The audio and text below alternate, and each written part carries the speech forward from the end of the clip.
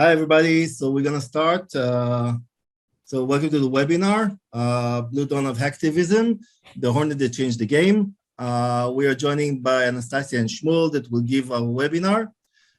Just a couple of housekeeping rules. There will be time for Q&A at the end, so please feel free to write down all your questions at the Q&A section or the chat, and we'll get to it in the end. This webinar is being recorded and it will be sent to you after the webinar in a couple of days. So with no further ado, I will give the floor to Anastasia and Shmuel. Enjoy. Thank you, Dan. Hi, everyone. Welcome. So glad you find the time to join us. Today, we're going to discuss a few interesting points here with Shmuel, my dear colleague. The main question raises is the future of hacktivism. So we talk about BlueHornet, which kind of shifted the game. We will discuss a bit on law enforcement and how it is related. Of course, the future of hacktivism would be a very interesting discussion, and we'll finish with some recommendations and Q&As. So, Shmuel, basically, this idea for this webinar started in the open space. You wrote a great report with your colleagues from research team about BlueHornet. So can you give us a quick introduction about why and what is happening and why we are on the verge of this new kind of era? Okay. So as you already said, it all started as one great event that started this snowball that led to many, many interesting cases. It all started, as we already said, in the Russia-Ukraine conflict, and it kind of led us to a new era when it comes to cyber warfare in general. So as probably everyone knows, when this conflict started, a lot of, we have seen history in the making when it comes to cyber warfare. It became something that is probably one of the most important events that we had lately. And it brought us things like events like the first political ransomware. We talked about it a few months ago, when a hacktivist group have took as a ransomware the Belarusian railways and demanded ransom in the form of political inmates to be released. Then after after Russia invaded Ukraine, one of the major events that happened was the Conti leaks, where for everyone that doesn't know, Conti was one of the most dangerous and notorious groups when it comes to ransomware industry in 2021. They were the ones that have compromised the most victims in 2021. Making overall revenues of around $3 billion in cryptocurrency. And when the conflict began, the Conti ransomware gang have announced that they're siding with Russia in this conflict. Unfortunately for them, allegedly one of the group's members, or he likes to introduce himself as a Ukrainian security researcher, but anyway, he had compromised and leaked all the data that Conti had on their servers, on their chats, and including the code itself, the source code of their product itself. Now, this is something that have caused major damage, but also caused major damage to us as a community to try to protect ourselves, and we will talk about it later. But this is fairly unusual, because it's not that the Conti will be having business relations with Russia. It's just that as a political stand and a more community discussions, they announced that they are siding with Russia. So it's not necessarily something that you would expect to be connected in a way, in a more, let's say, political incidents that are now affecting all this dark web and black hat community. Yeah, I was kind of expecting them to have the more united front when it comes. No one expected this to happen. That's for sure. And the third thing that we have found that is kind of a phenomenon these days is the Hacktivism as a service, which is pretty much the option to to participate in any hacktivism campaign that you would like, even if you don't know nothing about security, if you don't know nothing about hacking, if you don't even know what DDoS means, you still have the tools to do to participate in one attack or another just by pressing with a web browser and pressing a few buttons. And this is something that we haven't seen before.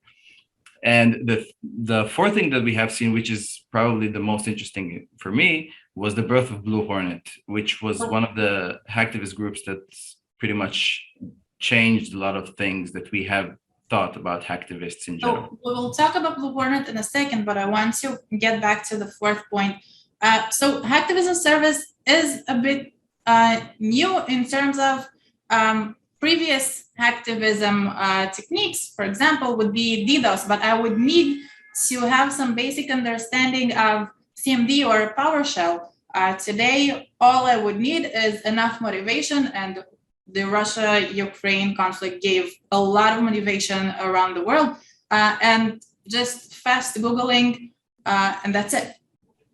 Yeah, but whenever the Russia-Ukraine conflict began, a lot of groups have created these websites that all you need to do is just choose a target and press go or something like that, and your private PC will initiate some sort of attack, whether if it's a DDoS attack or something like that. Now, of course, as an individual, it doesn't really do much, but when it comes to when this incident is Ukraine, when a lot of people relate to Ukraine being invaded by Russia, a lot of people around the world will want to participate. So this business module, let's put it this way, can have major impact on Russian infrastructures and so on.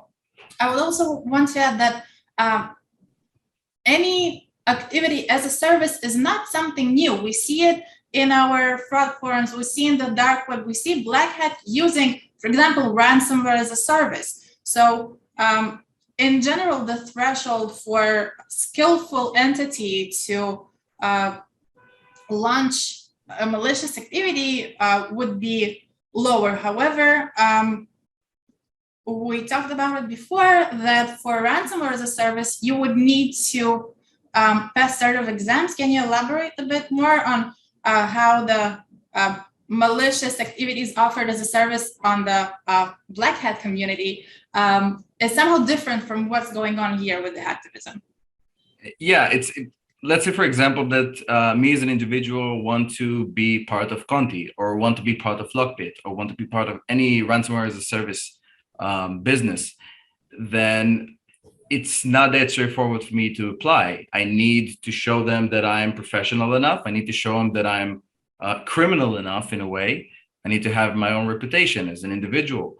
In order for them, most of them, of course, there's some groups that have less strict policies regarding newcomers, but the ones that are more professional, let's put it this way, they do have, I wouldn't say tryouts, but eventually a lot of the things is kind of a process. While when we talked about hacktivism, it's you don't need such anyone. Anyone can participate, and the more the better. You know? Mm-hmm. So let's talk about BlueHornet. There is a lot to discuss about BlueHornet, but let's start with debut. How did it start and who they are? Yeah. Okay. So BlueHornet has made its debut by October 2021. They have introduced themselves as a group named Against the West.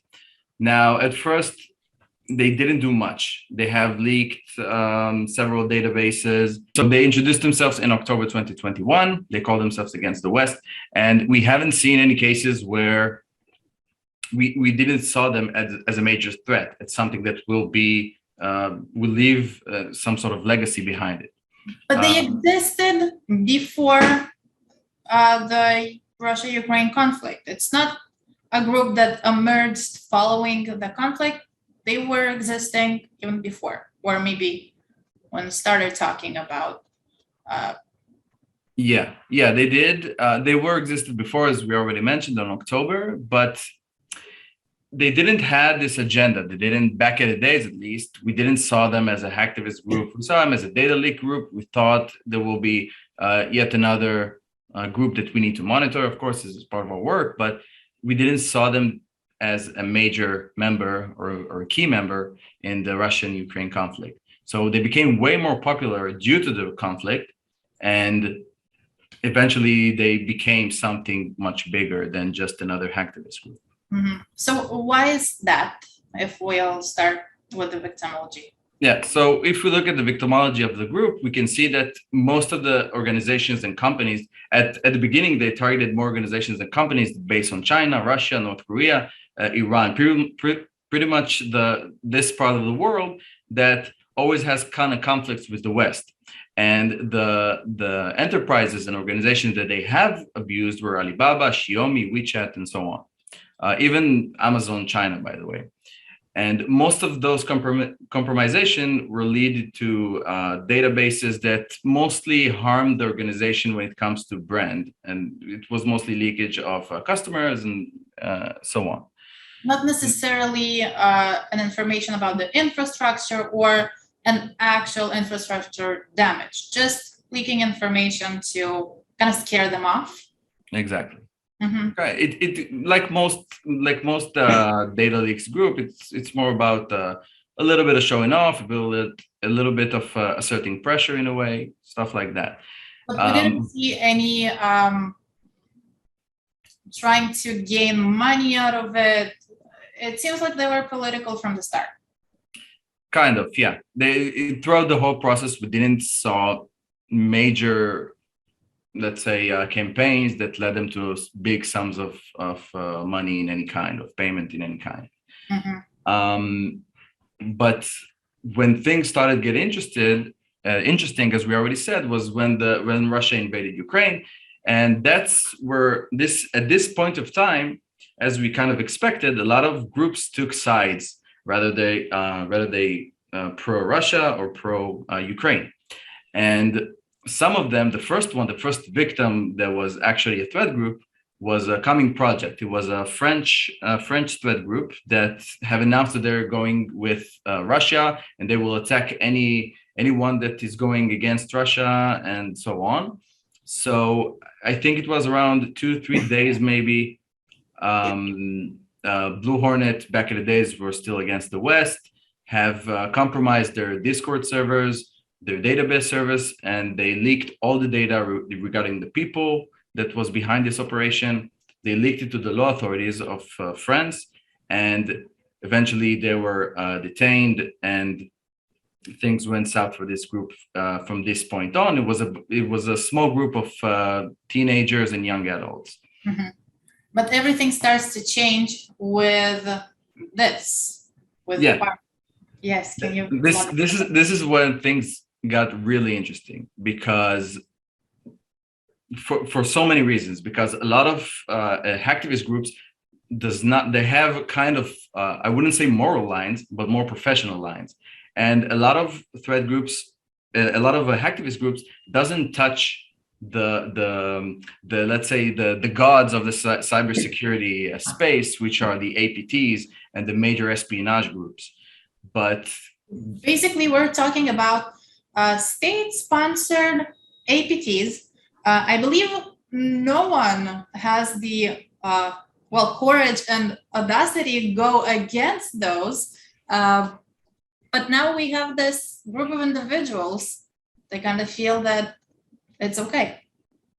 Yeah, you said it best. They had the audacity to come forward and to dox and leak out information about individuals that took part in major espionage groups in Russia, China, and North Korea. Let's say, for example, if we look at the example we have here of this individual named Park Jin Yok, is an individual that is claimed to be part of Lazarus Group. And just to get the scale of the people that they have leaked, this individual was committed numerous crimes when we talk about espionage and we talk about data theft and identity theft. they were leaked with so many conspiracies and so many cases that led to certain individuals in the US government even.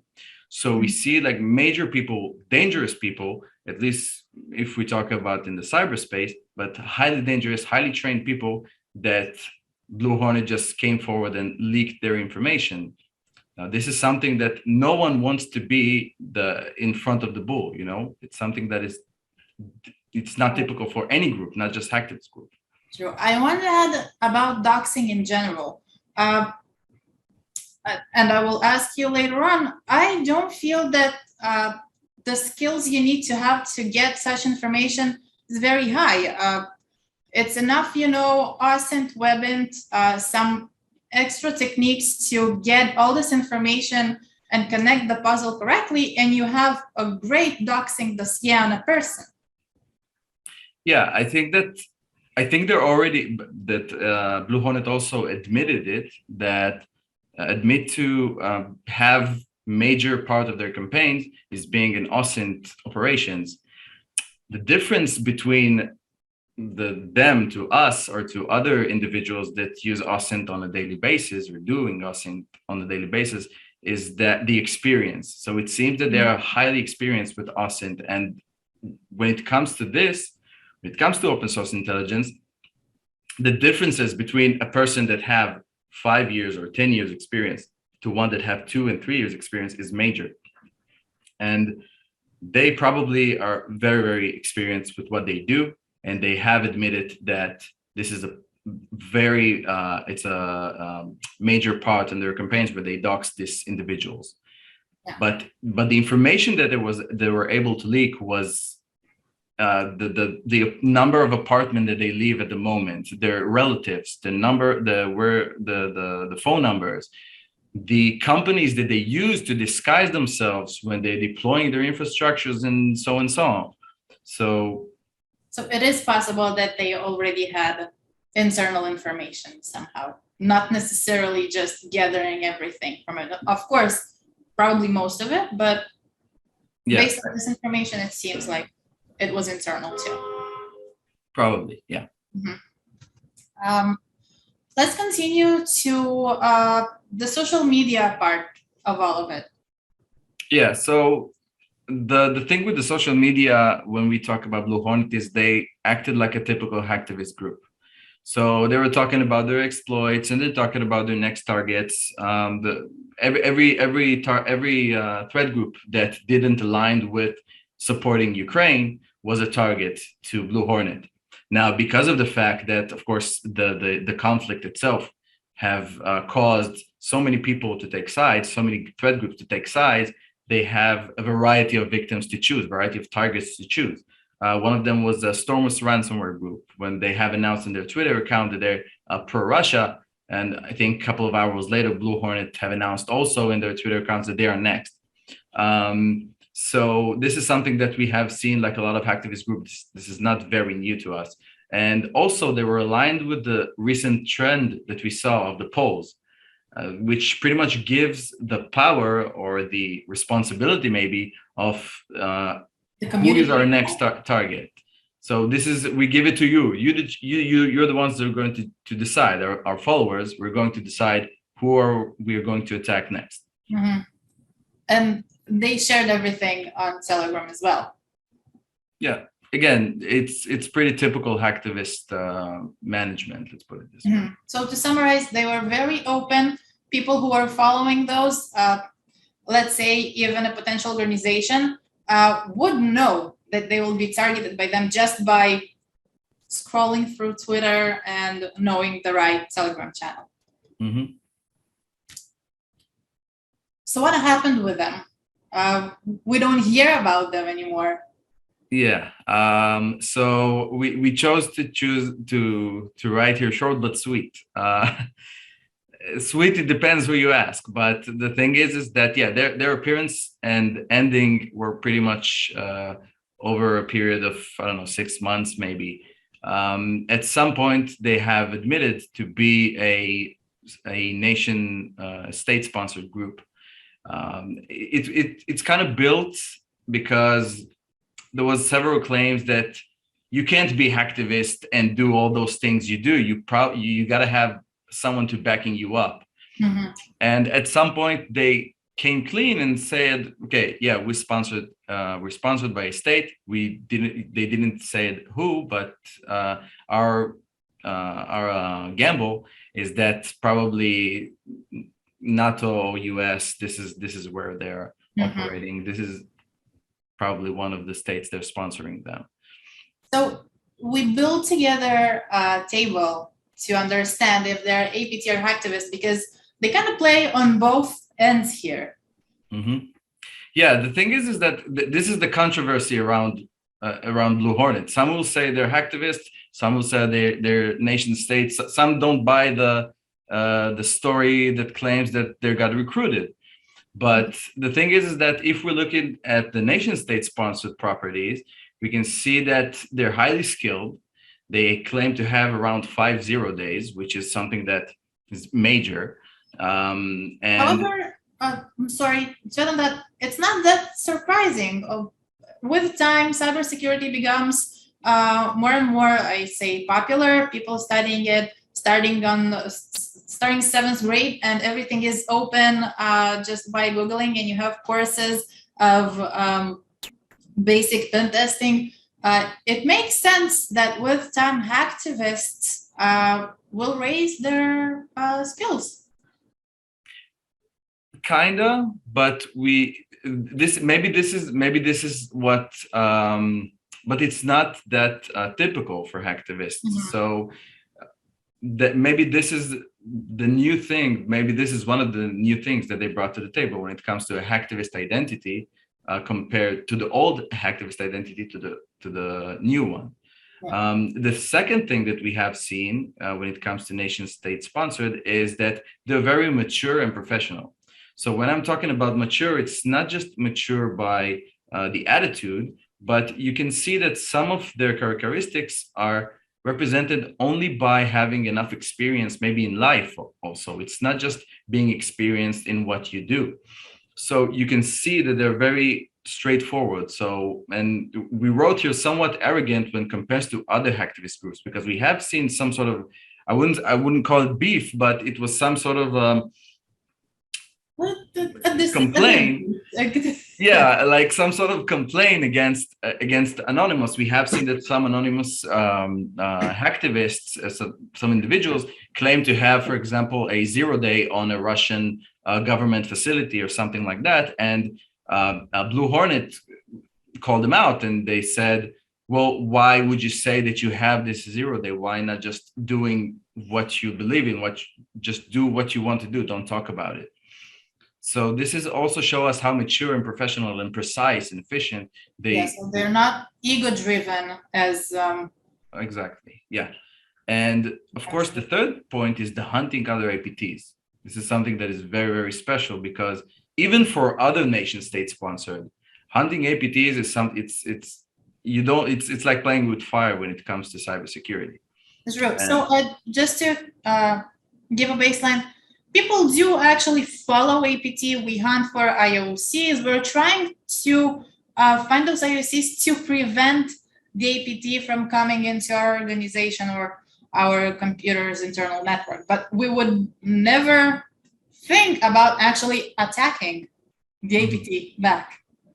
Yeah, a lot of people, and even those individuals that you mentioned and trying to hunt other APTs, they're hunting their infrastructures, as you already mentioned, and even they are aware of the fact that it might backlash. So it's way worse when you're actually doing something against them than protect yourself. So what's the hacktivist? So the hacktivist perspective of the group was that they were very, as we already said, they were very admitting and they're crowning themselves and talking about themselves openly when it comes to their exploits, when it comes to what they did. And this is also something that it's not very APT-like to do that, right? The second point when it comes to hacktivists is, again, very public. They have published their information on Twitter, on Telegram. The whole infrastructure of being an hacktivist is managing those channels. They actually had someone that was public relations that used to manage those channels and operate those channels for them. And the second point is, again, they aligned with the new poll system for choosing targets. So this is also something that is very strange, because if you're a nation state sponsored, you should get your agenda, targets, your operations by the state, not by followers that believe in that have some agenda, but at the end of the day was not elected by anyone to perform or to do something. So those two faces of Blue Hornet makes them really controversial. Yeah, so it's really interesting because it is possible that they've been state-sponsored from the beginning, but if they so, and it was a very elaborate plan to actually mimic a hacktivist, then it wouldn't make no sense that they're now going offline. Yeah, I would say that, in my opinion, and again, it's not something that we can 100% verify, but in my opinion, this was their main cause from the beginning, to become some sort of sponsor, to be recruited in some way. So they started as a hacktivist group, and their exploits was the best business card that you can ever imagine, because throughout the whole process of their exploits, they have openly talked about the fact that every information that they find, they share it with some authorities. They didn't say who, but some authorities, probably from the United States or other NATO nations. And this was kind of their business cards. Like, look how great we can be. Look about all those things that we did for you, when they pretty much wanted just to be sponsored by or recruited by one of those nations. Interesting. So it's the case of a junior programmist who is writing a project voluntarily on GitHub and then sharing it just to get a job application, basically? Was that? I mean, as a nation, I would want a group as like Blue Hornet when it comes to the skills, at least. Because the thing that is really amazing. That's interesting, because a group of individuals, highly skilled, engaging in, well, I would call it criminal activity, just because if we take out the political agenda out of it, they are targeting organizations, and then raises a question of where the law enforcement is. So I did some research on my own, and a disclaimer, I'm not a legal entity. So we hear about some joint operations and where and what. So my two main questions would be, what is considered as a cybercrime in terms of law enforcement, and how this would be covered, right? So in Europe, we have the Europol and the Interpol, and by their Interpol national guidebook that they sent to all of the countries that are working with them, last year, they're saying that there is no universally accepted definition of cybercrime. So each country would decide on its own what would be a cybercrime for them. But in the US, the FBI is calling malicious cyber activity as public safety and national economic security. So that means, and this is what I highlighted here in blue, they say, and I'm quoting, our goal is to change the behavior of criminals, change the behavior, we'll talk about it in a second, and nation state who believe they can compromise US networks, steal financial and intellectual property, and put critical infrastructure at risk without facing risk themselves. That is interesting, because what they're saying, if I understand correctly, and again, could be, I guess, interpreted by more legal professionals than I am, they can change the behavior of criminals. That means they feel okay with attacking back. So if we're talking about Conti leaks, for example, and we actually will have a great example of our evil, they are okay with attacking back the infrastructure of the criminal itself. And we also have Australia that is considering cybercrime as crime directed to computers and other information communication technologies, and crime where computers or information communication technologies are integral part of an offense, such as online fraud. So there is that. What is interesting is that there is no global protection. So let's say I am sitting in the US and targeting Russian citizens. Russia may attack my CNC servers, but they will never arrest me. I can continue my operations unless they actually hack my bank account maybe and then close my finances, right? Yeah, I would say that no entity will admit those facts, but it's kind of hard to argue with what we see pretty much, especially when we talk about Russia region. So let's talk about some of the law enforcement activities, starting with Arrival. Let's talk about that a little bit. Yeah, so Arrival was one of the most terrifying groups, I think, around the last maybe 2-3 years.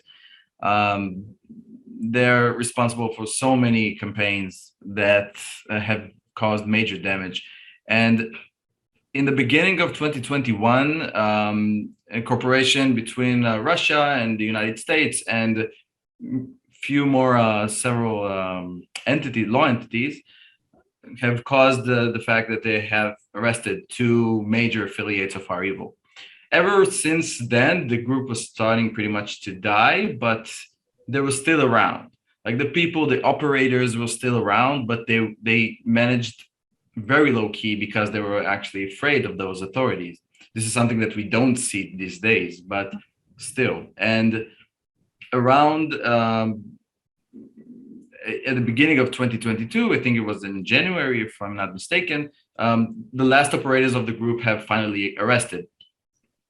And again, the Russian government, by the way. Yeah, that was the key here, because there was a cooperation of Russia and the United States. And some say that this arrest was long overdue, and some say that this arrest was a political interest of Russia in front of the United States back in the days. But this is what happened eventually. Mm-hmm. So we're going to talk about a little bit more later, because Arrival is a very interesting use case. Spoiler, Arrival is back in town, probably because of this conflict right now.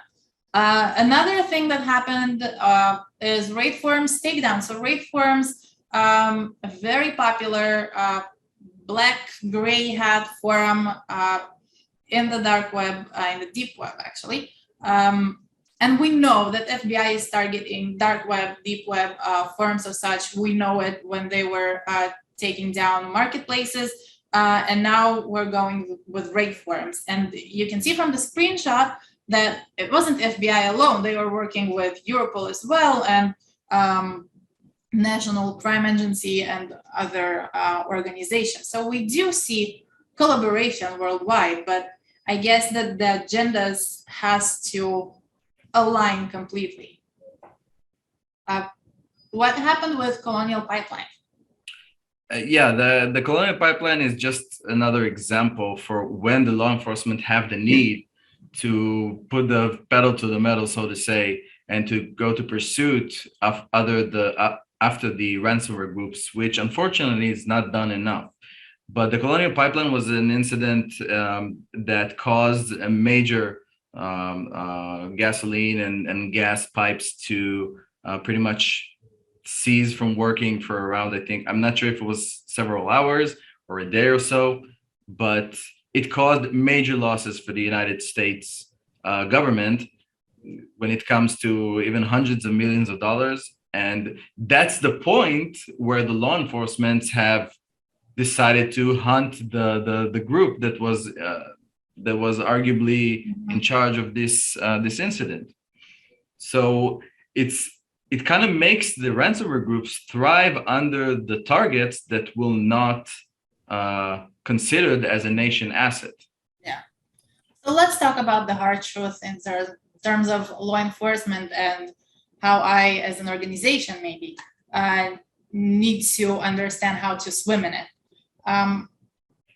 We know that APTs and probably major threat groups will probably never get arrested. Is that true? It's well, if we talk, let's divide it to two entities that we want to talk about. If we want to talk about APT groups, then probably not, because a lot of the APT groups are nation sponsored. Part of them are rather a military units within the government, or mercenaries. This is the best words to describe them. Mercenaries that still fulfill the needs of the government. So if, let's say, I am Russia and I have my APTs, and the United States wants them APTs to be arrested in some way, of course that I will not participate in it, especially when it comes to the East against the West and so on, the ongoing war that we see years. Yeah. So this is one part. So probably the APTs, if we want to take the example of the APT individuals that we have seen that BlueHornet have revealed, it's hard truth, but probably none of them will be arrested anytime soon.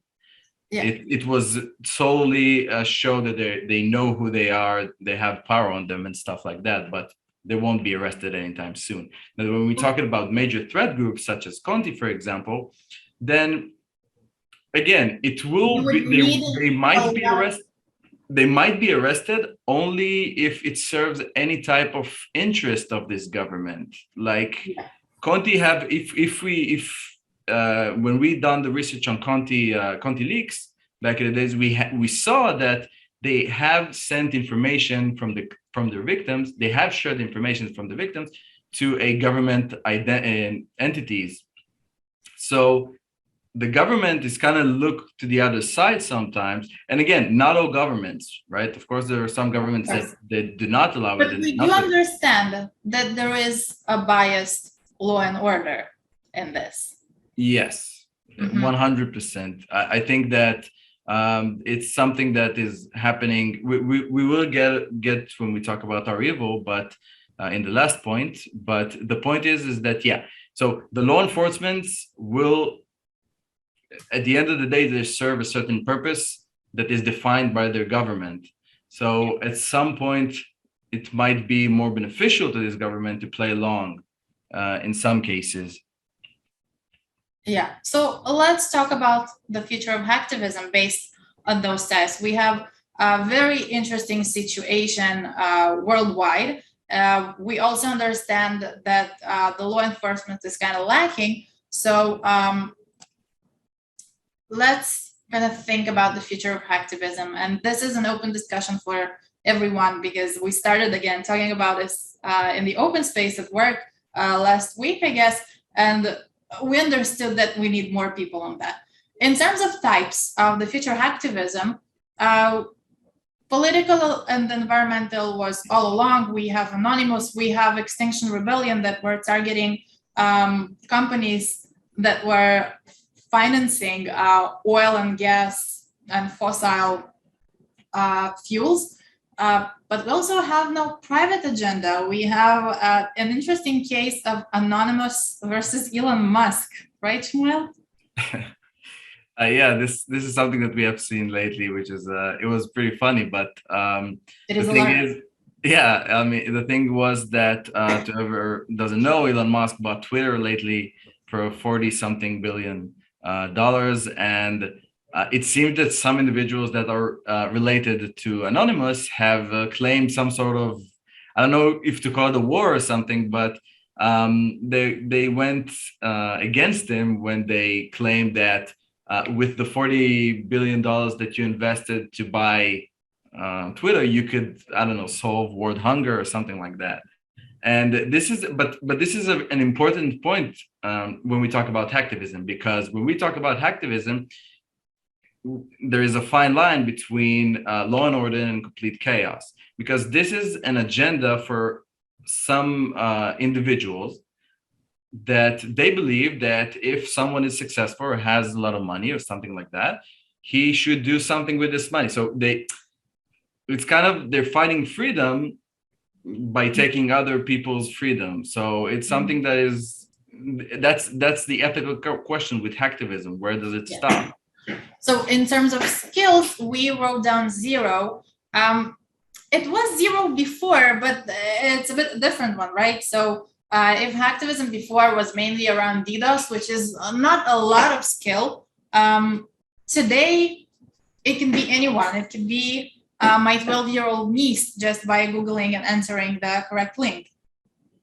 Yeah, we live in a great era for humankind, in my opinion, that we can learn everything that we want pretty much easy, and we can Google everything. But this also has its downsides. So when it comes to hacktivism, you can go to Google and say how to participate in Op Russia or Free Ukraine or whatever other campaigns that you would like, and you will immediately get a list of websites that you can initiate attacks from. You can do whatever you want just by Googling it, and you really don't have to understand even how the attack works.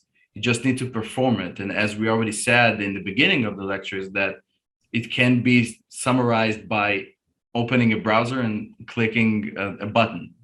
Yeah. And in terms of society factors that are all intertwined, we also have fake news, which is really interesting. Can you elaborate a bit about that? Yeah, so fake news is a phenomenon that everyone suffers from, of course.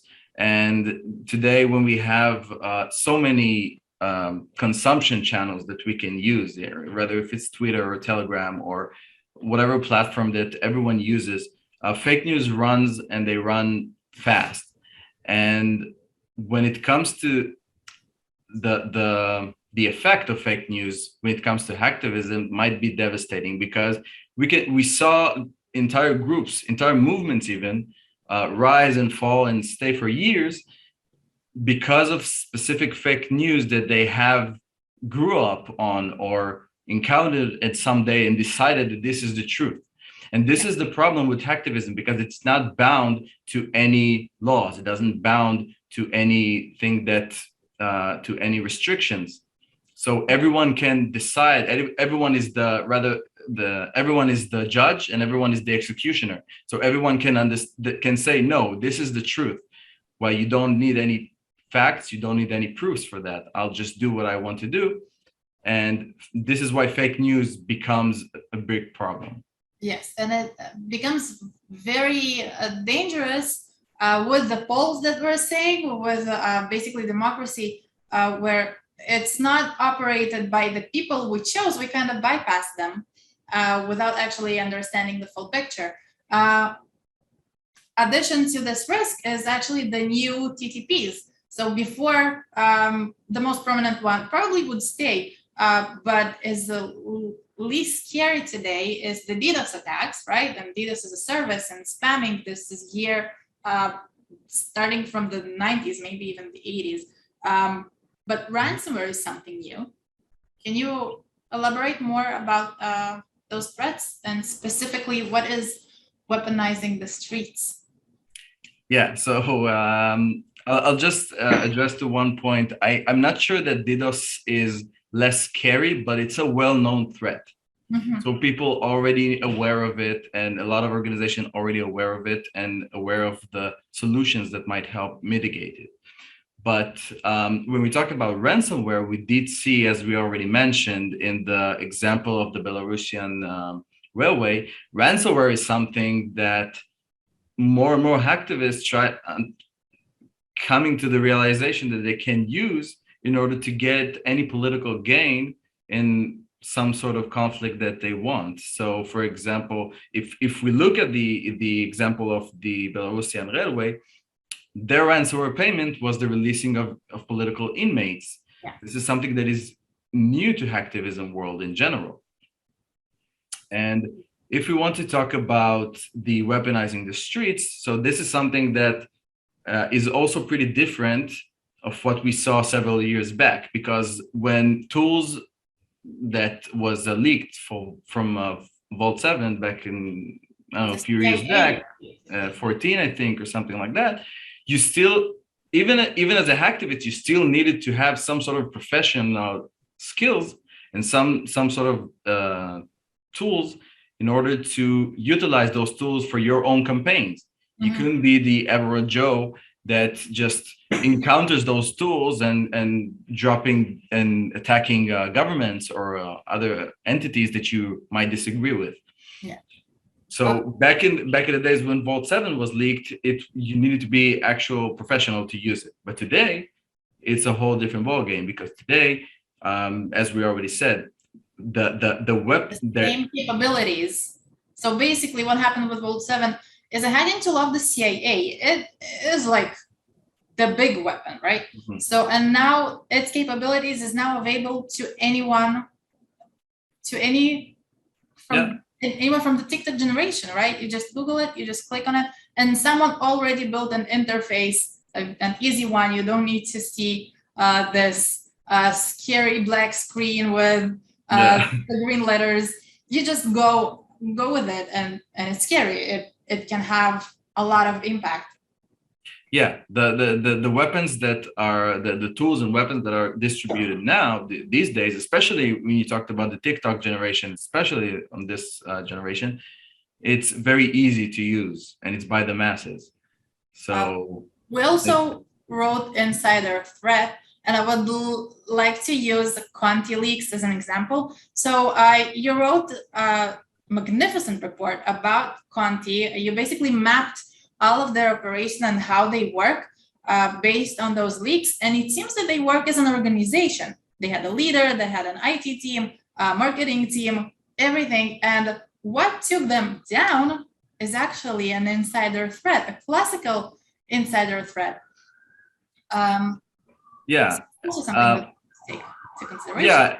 Regarding when we talk about insider threat, a lot of people have the tendency to think about insider threat as something that is very malicious and very bad, and a lot of this cases was intentionally done. But the insider threat might be just an employee that is unaware or doesn't know exactly what his actions might do when he presses a specific link or download a specific file. When we talk about Conti leaks, which is I don't know if I can call it karma, but a lot of their campaigns were based on the insider threat, the mail spam, the employee that fell for a mail spam or something like that.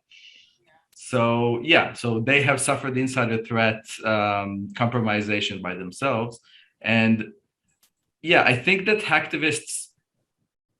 as hacktivism as a movement is increasing and is getting bigger and bigger, and people getting more have more strong opinions, we might see more insider threat cases when it comes to hacktivism. Yes. So to talk about the next generation of hacktivism, what are the chances to have the next BlueHornet? Let's start with what made BlueHornet so special.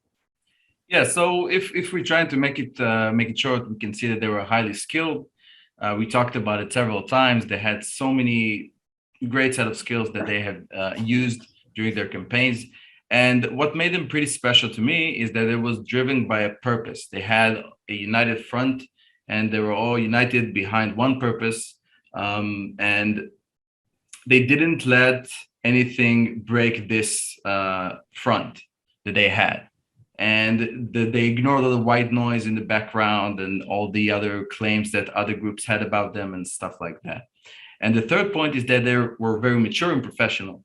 They were very mature by age and by their experience. So I would say that if we will ever see another BlueHornet hacktivist group that is claiming or want to be recruited by any state, this will be the probably 3 milestones that they will have to make, or characteristics that we might need to have in order to become this thing. And I think that new hacktivists that would like hacktivist groups that are now establishing themselves will look at BlueHornet as the example of what they would like to be, maybe. So Blue Hornet now is an inspiration to the next hacktivist groups that would like to emerge. What are the chances to that? I think, in my opinion, it's not that hard to find highly skilled people, very driven by purpose, especially when you have very strong opinions and life agendas. All you need is 5 to 8 people to start this, and I believe that Blue Hornet just proved how easy it is in a way, and also that it's not that scary. No one will be after you. On the contrary, if you're on the right side of the globe, feel free to do whatever you want. Okay, so one thing is that at any point we do not recommend of being an hacktivist, right? But even if it's for a professional progress, let's put it this way. But yeah, I would say that it's probably when you have the right opportunity in some cases, it might be a good way for a hacktivist group to become something more than just another hacktivist group. So, and Blue Hornet, we do not say for the fact that there were a small amount of people doesn't mean that it just make their skills shine way more, because such a small group did so much. Yeah. So let's finish a bit with some of the recommendations what we give to our clients. We write several recommendations based on the occasion, but the first one is actually avoid sharing sensitive information with third-party services. We see it everywhere, and basically it can happen by accident. I sent you an attachment from my Gmail account and not the organization one, and our IT services will ask you to check it for malicious attachments. So you probably would upload it to VirusTotal, right?